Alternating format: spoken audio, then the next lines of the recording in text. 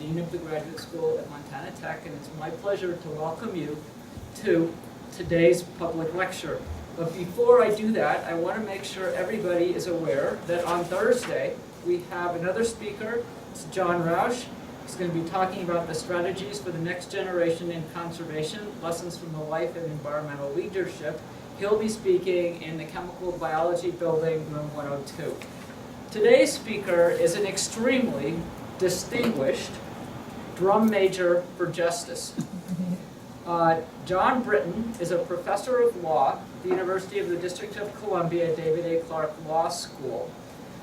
He has served as Dean of the Thurgood Marshall Law School at Texas Southern University, taught at the University of Connecticut's Law School, was Chief Counsel for the Lawyers Committee for Civil Rights Under Law, founded by President Kennedy.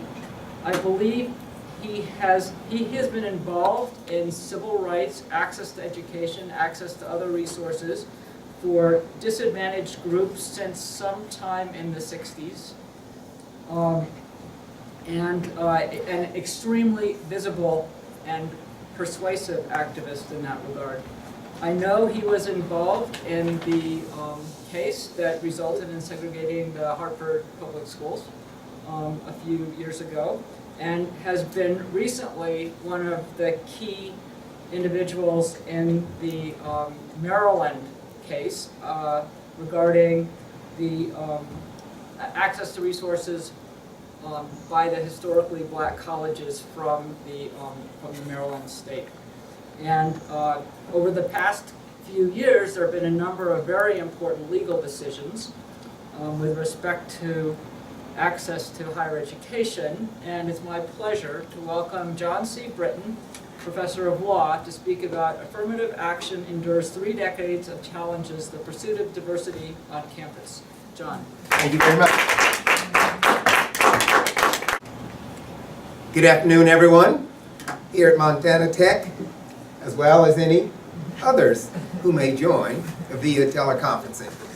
It's indeed my honor and my pleasure to come to such a quaint place in the Rocky Mountain West to lecture today on a subject dealing with diversity in higher education. I'm indeed indebted to my wonderful host here, Bev Hartline, of course, who needs no introduction, and her husband, Fred, who have treated me with the utmost kindness and generosity in my visit to Butte, Montana. I thank them for inviting me. In my dealings with the universities over the years, they all want to go to the Supreme Court and reach the ultimate decision by the justices on the legitimacy of their program.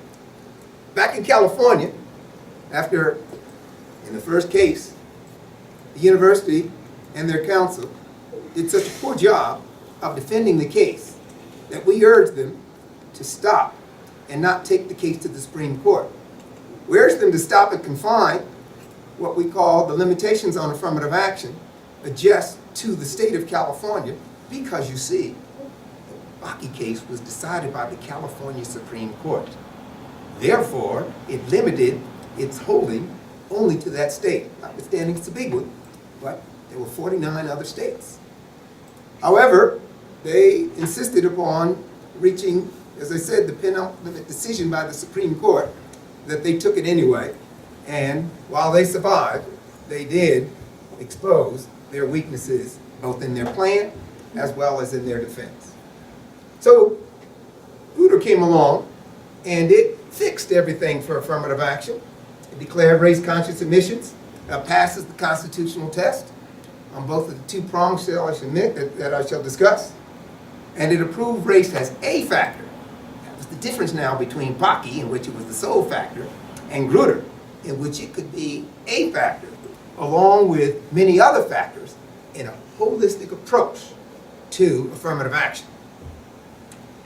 As many of you may know, in higher education, some of the factors in the admission process certainly include the applicant's score on standardized tests. It includes their grade point average and any references from teachers and professors. It includes their Other activities often includes their ability to overcome disadvantages, and then you have all of these other special factors, whether they're in the band, whether they play instruments, they are an athlete, of course, they speak multiple languages, and they even have geographic, where I'm sure some universities back east will consider it a positive factor to have an applicant from Butte, Montana, applying to a Northeast university, because they just don't have much Rocky Mountain Far West geographic diversity in their student body.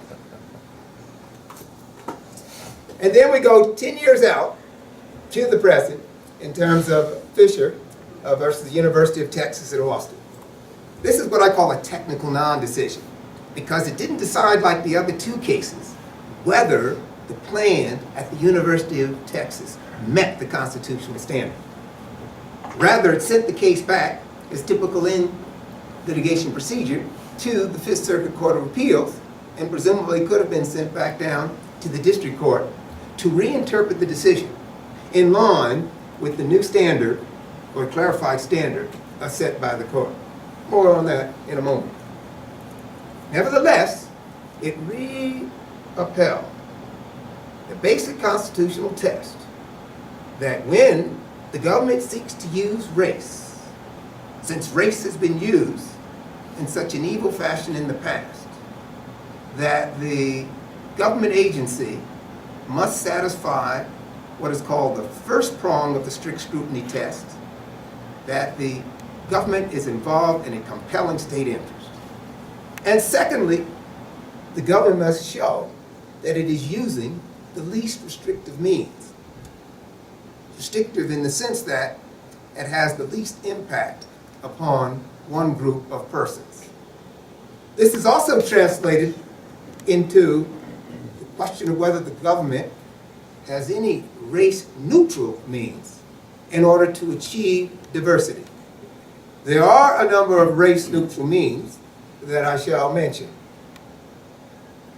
And so, affirmative action, once again, survived at the highest court in the nation, came out intact, and the decision, by virtue of the technical legal aspects, upheld the Grutter decision, and only 10 years from that decision, the Supreme Court allowed affirmative action to stand where it is today.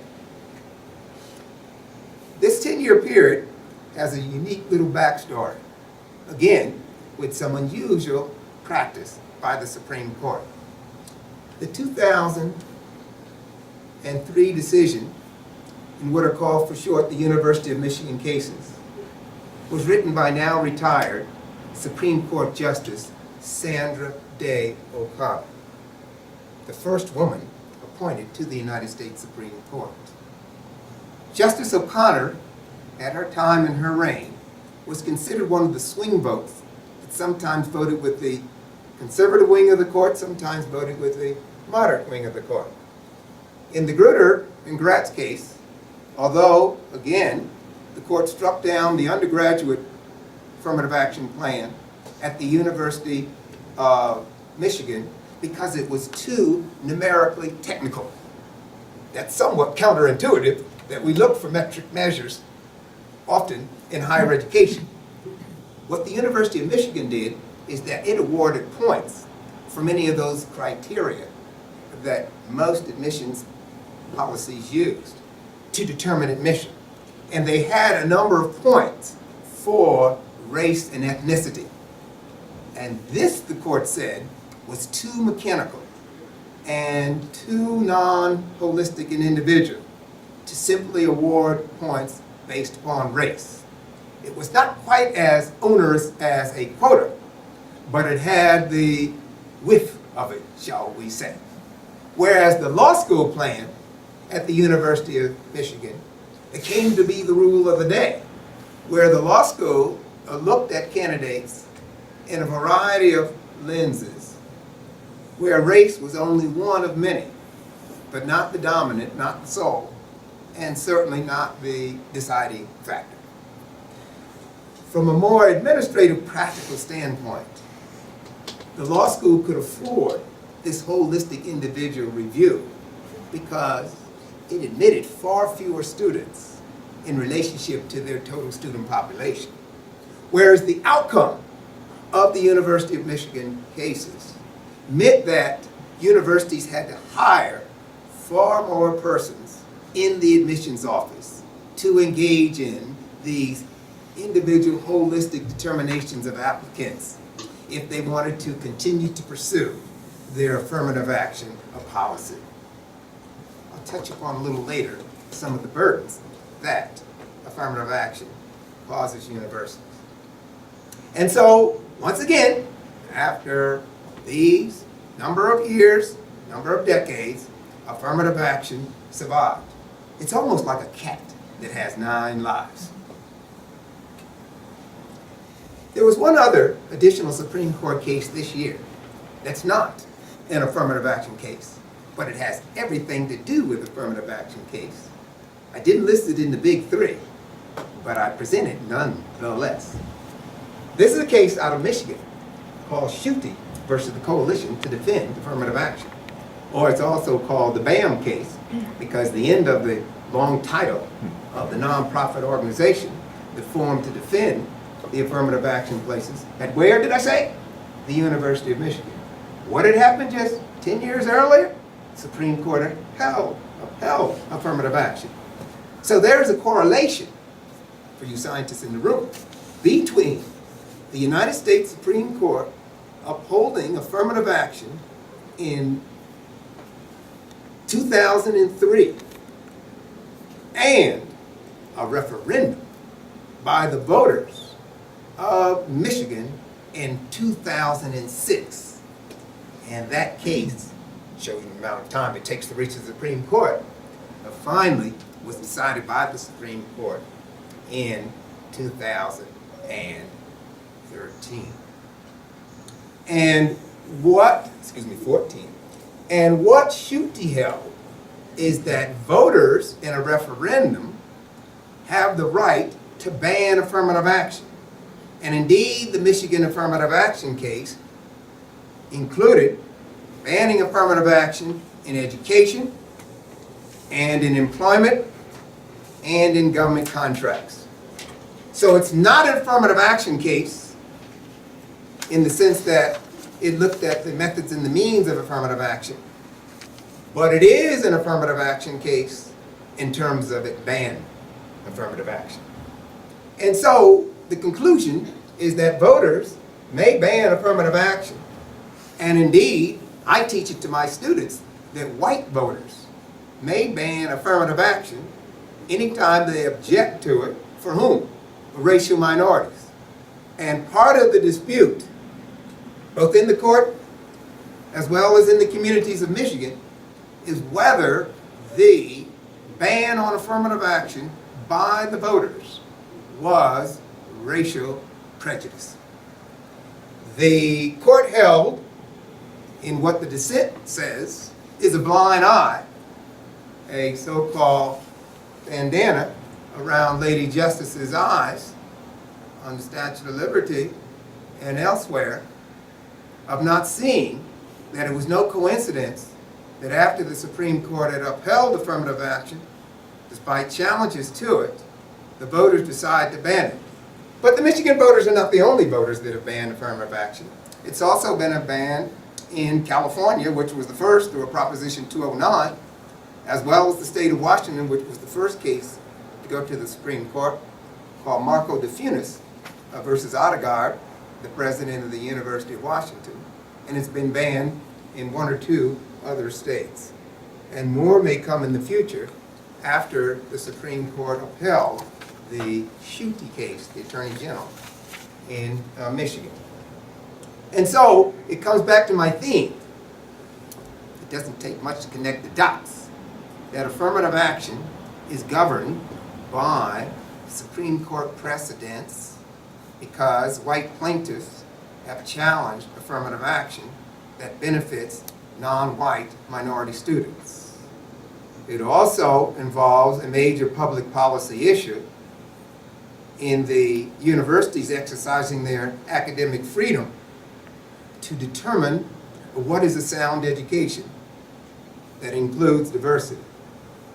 And then, particularly by the vote in Schuette, it's a part of a much larger public debate about race in America today. Now I'll touch upon a few of just a couple of dimensions to look at the future of affirmative action. One of the side stories I was going to tell you is that in 2003, when Justice Sandra Day OConnor decided the case and wrote the opinion for the majority of justices, she, like her predecessor of sorts, Justice Lewis Powell, picked a major point out of the thin air that had never been briefed below by the council, never been discussed by any of the lower courts. It was a total surprise. And she said in her opinion that affirmative action would probably end in 25 years from that decision. And so she predicted there would no longer be a need for affirmative action by 2028. There was no basis for her decision, and no research on the decision. Certainly no historians had given any opinion about the prediction. And so she may have been on a limb, but she may have also interpreted public policy positions that affirmative action will not last forever.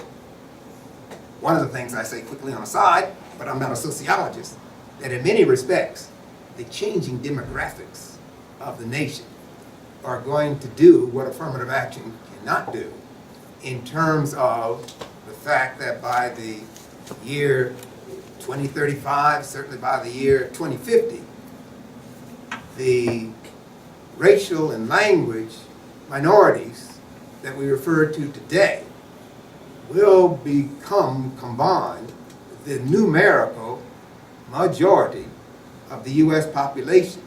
Or in other words, there will be more non-white persons than white persons. And several data points in the last several years seems to reaffirm that, in terms of the fact that just a year ago, more non-white babies were born than white babies.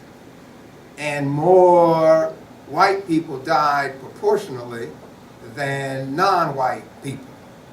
And the best prediction of the population of the future is to look at the persons 25, 20, or younger.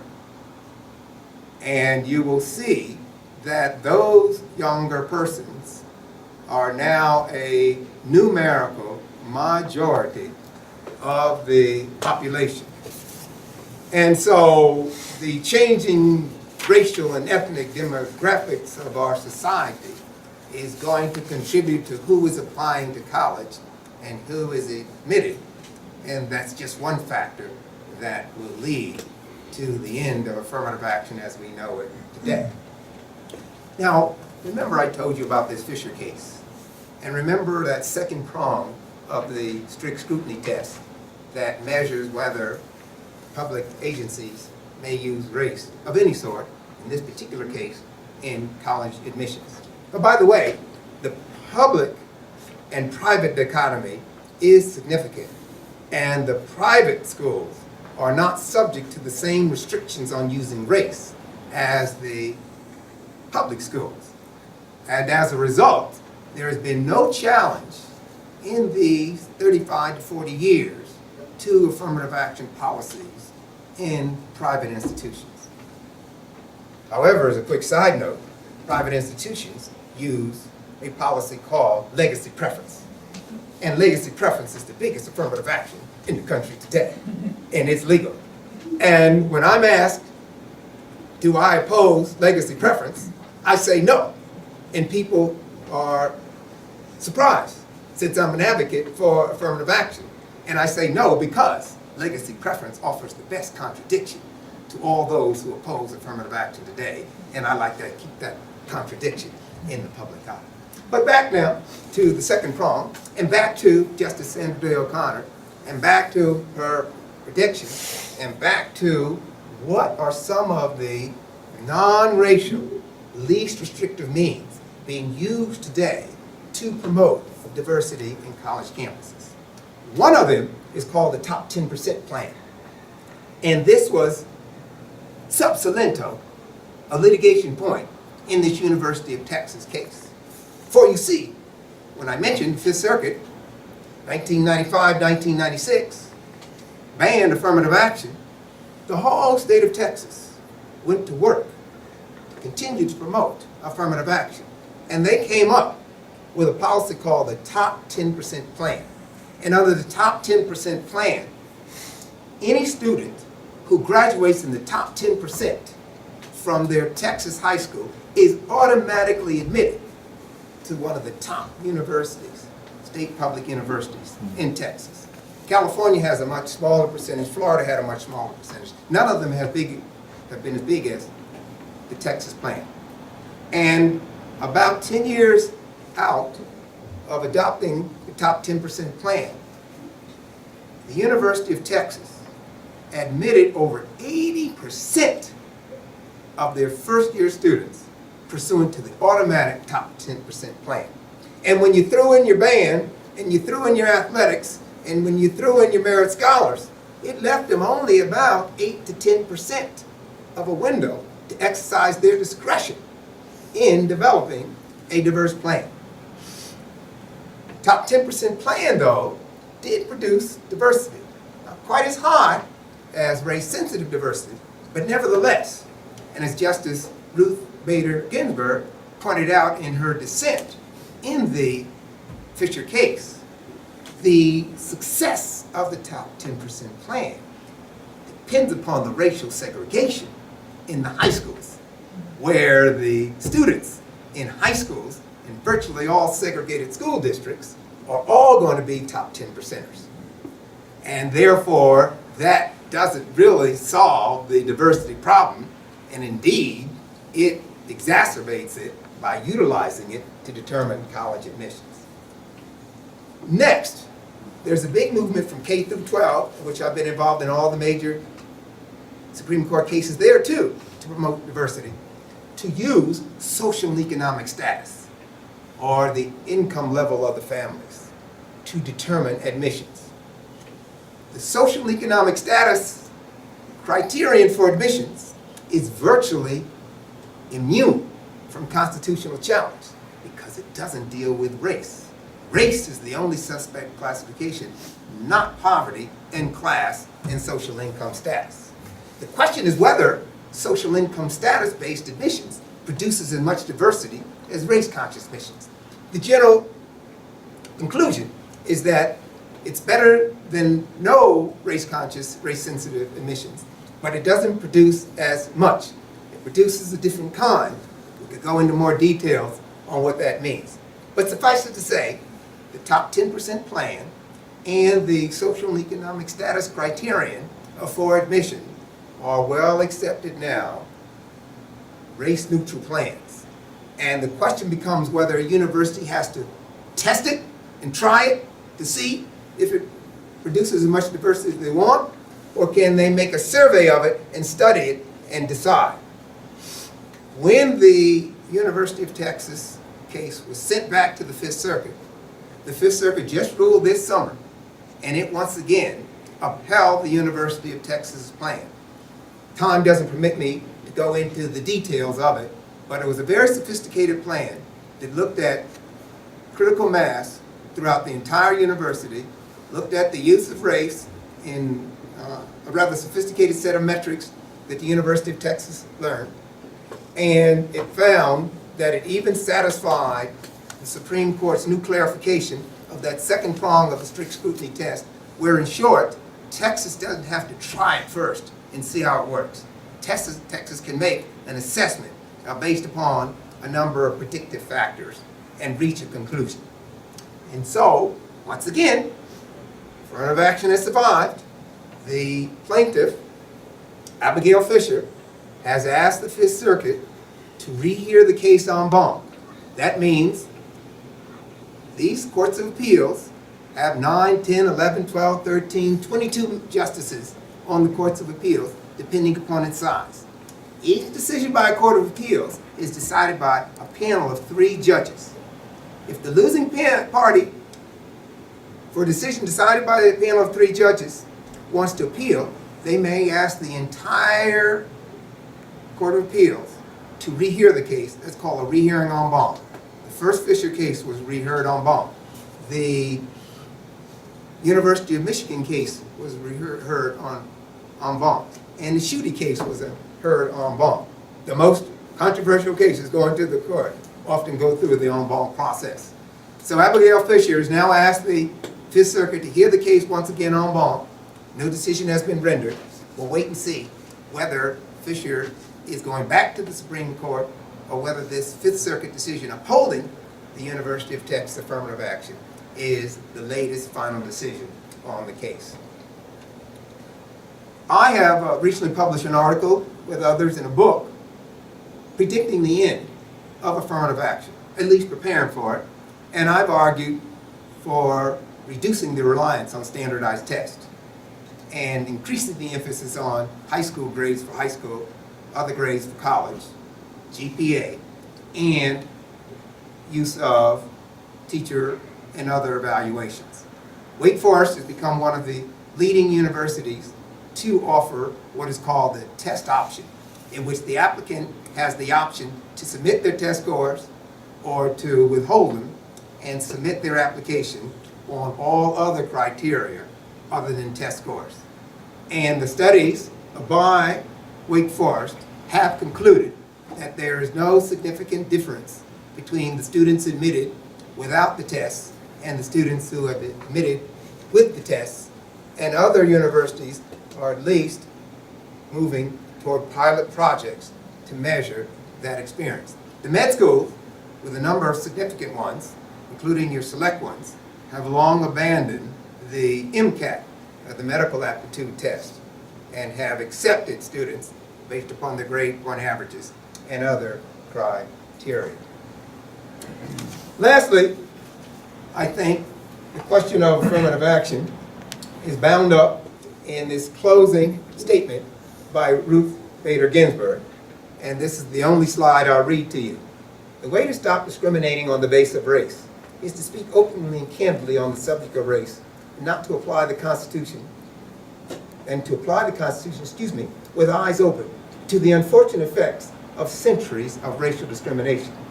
As members of the judiciary tasked with intervening to carry out the guarantee of equal protection, we ought not to sit back and wish away, rather than confront the racial inequality that exists in our society.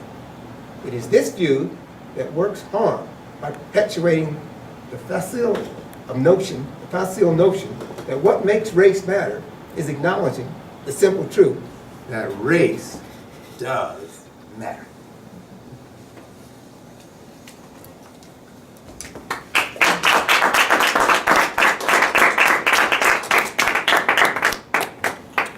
I presume we'll take some questions and comments. Absolutely. You may need to repeat them for your little microphone there. So I'm going to ask a question. You didn't talk at all about the Maryland case, John. Could you tell us a few things about the Maryland case? Dr. Hartline says, I didn't talk about the Maryland case. And can I discuss it here?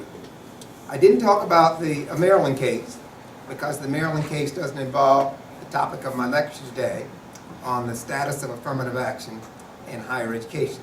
Nevertheless, Dr. Hartline is referring to almost the flip side of the question of diversity. I say it's the flip side because if you take the holistic approach, our history and our jurisprudence is filled with the struggle of racial and language minorities to obtain equal educational opportunity. Affirmative action is the late 20th century push post-civil rights movement to integrate the traditional white institutions, both the previously de jure segregated institutions, as well as the non-segregated, what I call up-south institutions. The flip side of that coin includes a long history and jurisprudence too, to make historically black colleges and universities, called HBCUs, competitive and equal with traditional white institutions. And so the push for competitiveness and comparability is what's involved in a suit in the state of Maryland called the Coalition for Excellence in Higher Education in Maryland versus the state of Maryland. Maryland has 4 historically black institutions. Only North Carolina has more, and that's 5. And they are by name Morgan State University, Coppin State University, and Bowie State University. They're all in a close geographic proximity to each other. One is way down on the Maryland coast, called Maryland Eastern Shore. The history of HBCUs is that they are the last standing vestige of the former Jim Crow de jure segregation in education today, by institutions, by pictures, by framing. And these were the schools that largely started in the early part of the 20th century to avoid integration of the traditional white institutions of higher learning. And since 1960s, they've been involved with the U.S. Department of Education and the Office for Civil Rights and civil rights organizations in bringing challenges to their unequal status. In short, when the nation integrated in the 1965s and 1970s, they opened the doors of the traditional white institutions, such as the University of Mississippi with James Meredith, such as the University of Georgia, the University of Alabama, and you name it, as well as non-Southern institutions opened their doors more to racial diversity too, some of which was the point of my discussion today. However, the southern states, and by the way, the South doesn't stop at the Mason-Dixon line in the Potomac River of Washington, D.C., because Washington was a de jure segregated, and it goes all the way up to Maryland. And did you know it goes all the way into Philadelphia, Pennsylvania, and Chester, Pennsylvania, with a historically black college there, too, called Cheyney State University? And do you know it goes all the way up to Ohio with Wilberforce University and Central State University? It goes out to Missouri, too. And so the South didn't end in the deep southern states. And there have been litigation and decisions in Louisiana and in Tennessee and in Alabama, and a Title VI, the equivalent of litigation, in Texas, involving historically black institutions. But the most seminal and significant one took place in Mississippi, no less after Meredith integrated in 1962. And in 1993, the United States Supreme Court decided a case called U.S. and Ayers versus Fordyce, the governor of Mississippi. And the Supreme Court said that if the historically black college and universities can show today that a practice by a state with respect to the HBCUs is traceable back to the de jure era, that university may sue and collect damages for relief in perpetuating the vestiges of segregation. This coalition in Maryland sued, and in this time last year, October the 7th, 2013, the United States Federal District Court found that the state of Maryland had violated the law in treating the 4 historically black colleges and universities unequally, and ordered the party to mediation pending a final completion of the trial on the remedy. And ever since then, we've been involved in mediation, including a week ago, last Thursday and Friday. This is a suit that I started when I was Chief Counsel of the Lawyers Committee in the mid-2000s. I continued when I left the Lawyers Committee and became a professor at UDC, and I've been involved as one of the 3 lead lawyers in the case with a large pro bono law firm called Kirkland & Ellis, my old organization called the Lawyers Committee for Civil Rights. And pretty much the entire HBCU community is waiting and watching to see what happens in that case in terms of the remedy. Yes? Professor, I'd like to invite your commentary on the dichotomy you mentioned of public and private relative to institutional academic freedom, the nationwide trend, for instance, to reduce public support of higher learning.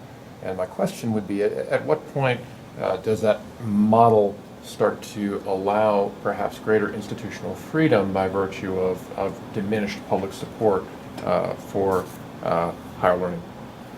I'll repeat your question as I understand it, and I'll divide it into 2 questions and invite you to clarify. I think the first question was, what is the basis, shall we say, of the dichotomy between more freedom, especially in using race-sensitive measures and affirmative action for the private institutions in comparison to the public institutions?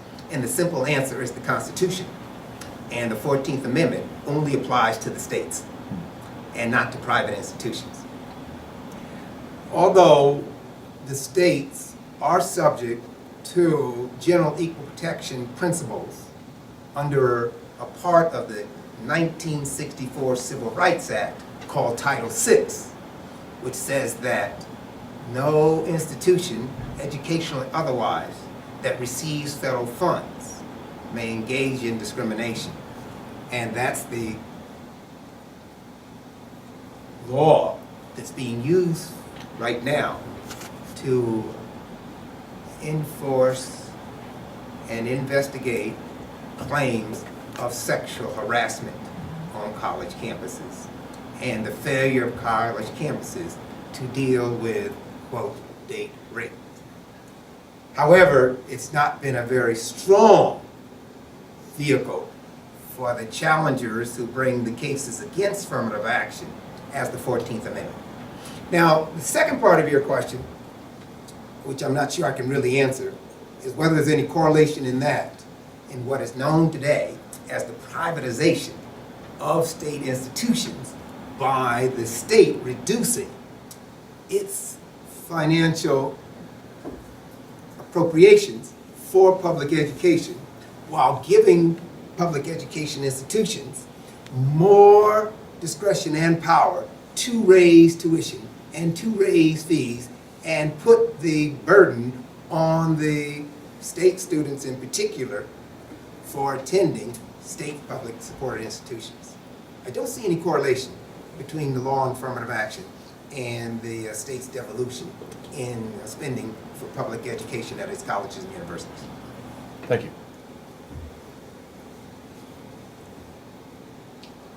Yes, Chris. I don't, correct me if I'm wrong on this, but I was trying to remember, and I think I read this way back when the Bollinger decision was decided in 2003. But you mentioned the 25-year, Sandra Day OConnor coming up with it. I thought I read an article back then that she just pulled that up because it had been 25 years since backing it. She said affirmative action was still needed in society, and she said maybe it'll only another 25 years. You're quite right.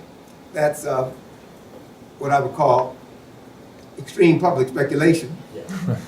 Without any kind of substantial base.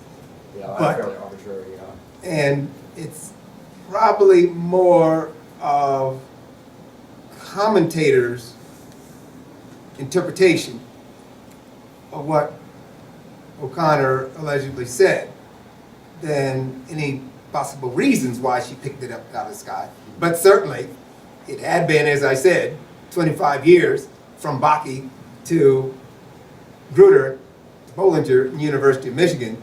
And so it leads to more lore, perhaps, than reality that it would take another 25 years in order to complete the goal of diversifying higher education with race-sensitive admissions policies. Yeah, I never for sure she's ever actually was quoted as actually saying that or not, if it was one of those apocryphal things. Yes. Yes, Beverly. So, in this, 30 years of litigation with respect to affirmative action and access to higher education, you must have had extensive interactions with a large range of interesting characters on both sides. I was wondering if you could pick out of this history, I mean your own personal history in a way, some anecdote that gives us who are, I think, all non-lawyers in this room, a little bit of insight into some of the personalities and the give and take that, you know, prevails in these kinds of situations. Beverly asked, in this 3-decade-plus trek, do I have any personal stories in the quest for equal access to higher education? I'll give you 2. Number 1, in the recent 2 years, going back to 2012, as the Texas Fisher case was working its way to the Supreme Court, an interesting development climaxed. That development in its results, and then I'll give you its background, is that Rick Perry, the governor of Texas, Greg Abbott, the Attorney General of Texas, who's now running for governor of Texas, and the Texas Coordinating Board, the agency that governs higher education, all 3 Republicans in a beak red Republican state aligned vertically in unison with the Mexican-American Legal Defense Fund, with La Raza, with the NAACP, and all other supporters such as the ACLU in support of affirmative action. Some call that bipartisanship today. Some call it the result that politics makes strange bedfellows. Now that's the result. And it was exemplified by the fact that Rick Perry never uttered a hostile word towards affirmative action and towards the University of Texas. Rick Perry selected one of the top appellate Supreme Court experienced law firms in Washington, D.C. to defend the University of Texas's plan. Now you might ask why. When Texas adopted the top 10% plan, there was an unintended consequence. The unintended consequence was that Texas didn't foresee that in 1995, after approving the plan, that it would go on to have such unique diversity consequences. The unique diversity consequences is that in a taste testing sense, metaphor, white students in certain pockets of Texas that had never tasted the sweetness of sending their high school graduates to the famed University of Texas, all of a sudden began to accumulate a percentage of admissions over the years through the top 10% plan. Rural students gained access that they never had before to the top 10% plan.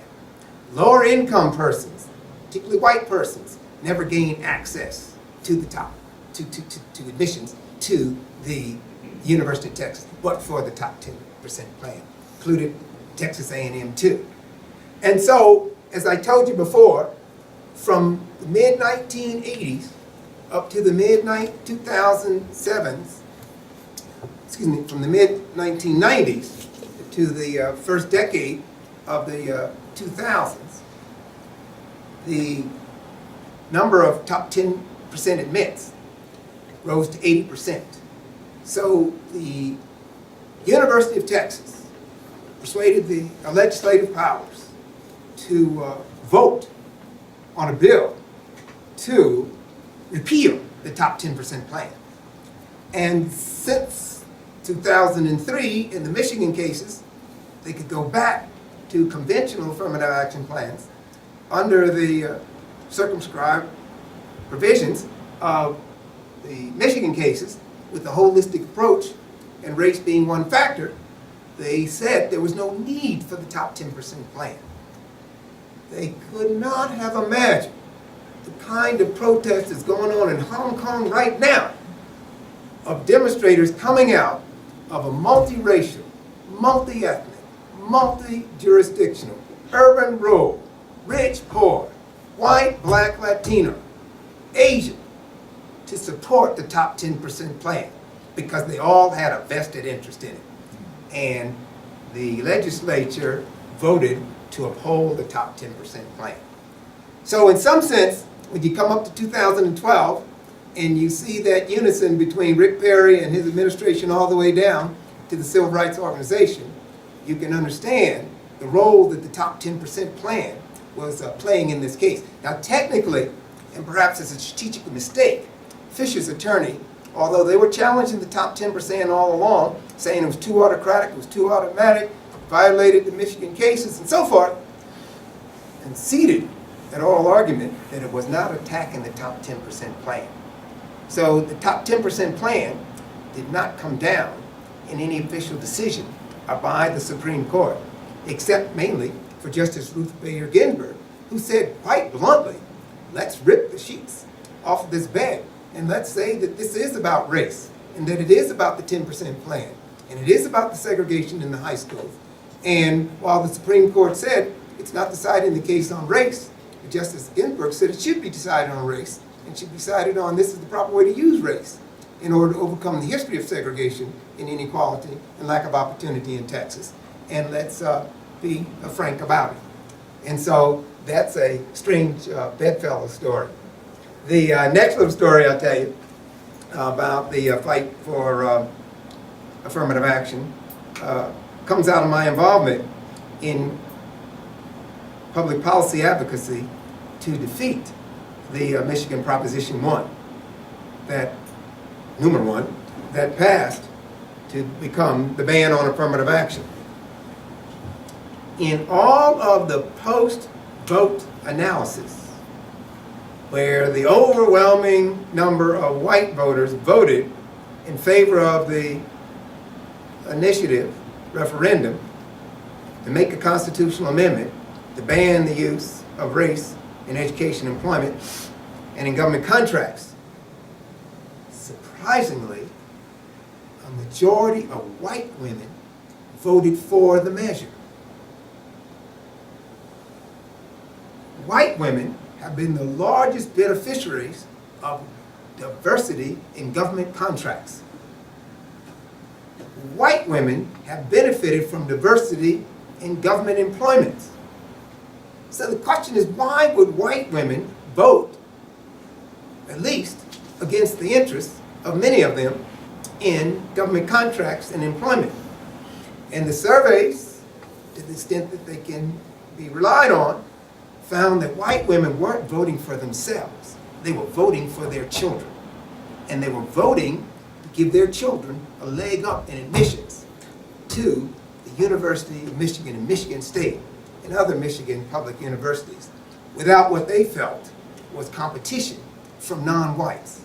And when you dig deeper into that layer, they were voting mainly for their white boys because their white girls do not suffer in the underrepresentation of admission to Michigan universities. So they were giving their white boys who face more competition for admission that leg up and that advantage. I thought that was an interesting aspect of the fight for or against affirmative action. So are there any more questions? So we thank John. Really great job.